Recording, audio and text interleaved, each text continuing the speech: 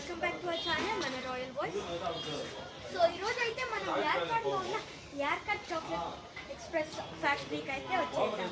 So ఈరోజు special వచ్చేసి మనం అసలు హోమ్ మేడ్ చాక్లెట్స్ ఎలా చేస్తారో చూద్దాం.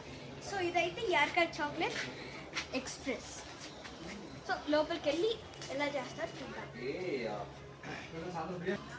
సో ఇదైతే కోకో బీన్, దీన్ని బాగా రోస్ట్ చేసి దీంట్లో ఉన్న ఒక చిన్న సీడ్ అయితే ఆ మోల్డ్లో వేస్తారు. దాంట్లో కోకో పౌడర్ కూడా వేసి మళ్ళీ అక్కడ మోల్డ్స్ అయితే ఉంటాయి.